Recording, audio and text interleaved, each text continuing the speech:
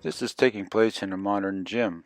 These are the water heaters used for their showers and things, and in a nice place, as you can see, easy to get at. But they just had to replace one recently, and this may be a solution so they don't have to replace water heaters quite as often. I have to take this off. And what I'll do is I'll try not to take the elbow off. Not to take the elbow off. try. Okay, Mark, you just measured that pipe. I estimated that 6 feet. Yes. And what do you have there? I got 5 feet,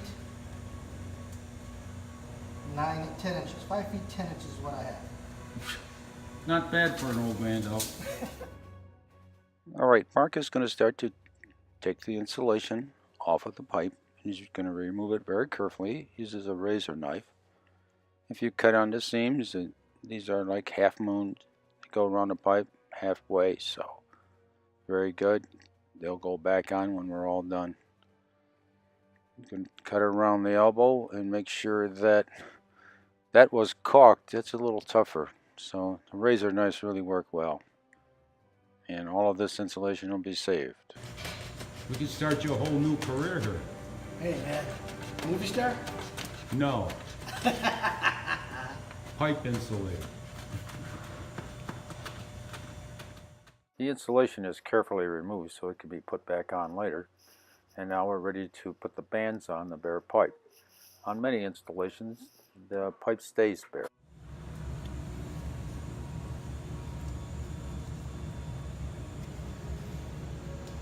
So this is Zip Tie City. And we're starting zip ties, which I totally like. Easy to do, makes things much less tension. And we're wrapping the tape, as you can see, somewhat around the pipe.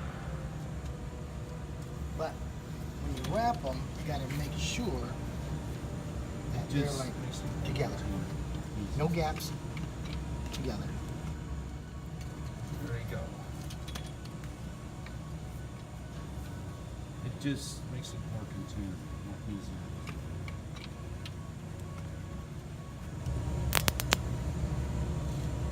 Always like to lend a helping hand.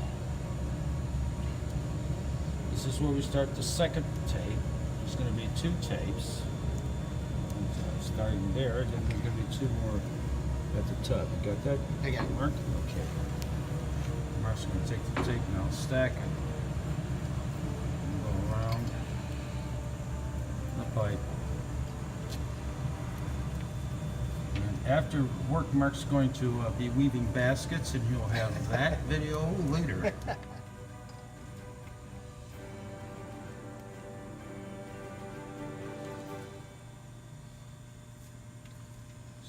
All nice and pretty and shiny. Too bad it's going to get all covered up and nobody will ever see it.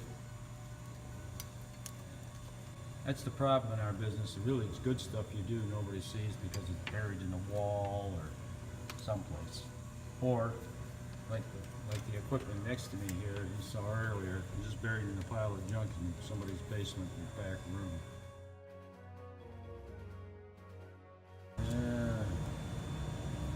What happens to old tube lights? They end up in the back rooms. Oh, these aren't old ones, these are new ones.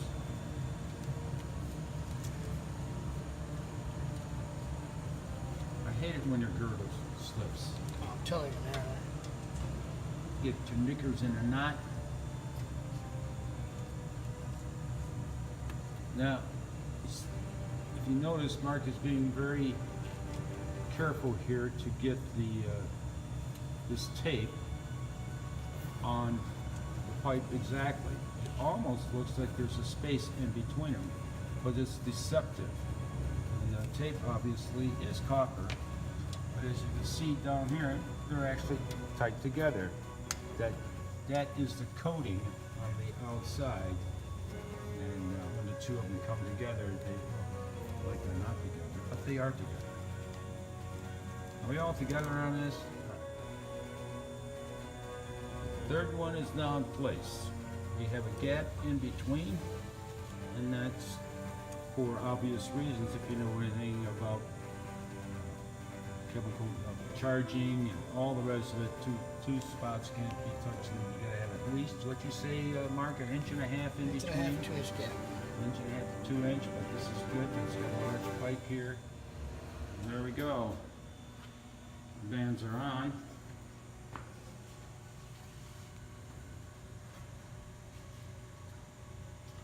We'll come back tomorrow. No. A couple of them. The pipe size.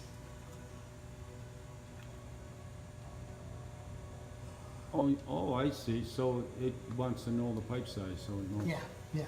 You hit right here, so Yeah. it'll adjust the pipe size. Once we plug this in,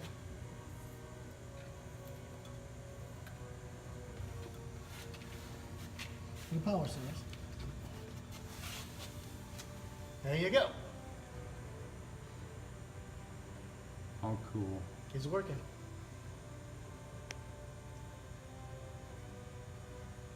The green light is for power. Now this is a 4-inch pipe. So what we're gonna do is we're gonna put it on a 4-inch pipe, which is here. So Mark is going to adjust it. There's two little buttons on the side that allows him to adjust the pipe size. So here you see he's pushing the buttons and we'll maneuver it to a 4-inch pipe. With that complete, the job is now completely done, and we will wrap the pipe again and cover the wires up, and it is now working and ionizing the particles in the water. We will return on this job in about a month or so to flush the water tanks and that, and we'll have a follow-up video on it so that you can see what is actually going on and how much stuff is coming out, and we will talk with the owners to see how they like it. So watch for clean H2O problem solved results. That will be our next episode for this so that you can see what happens. And we'll try to tag it at the end of this one, possibly if it doesn't go too long. But we want to make sure that you understand this is a really good product.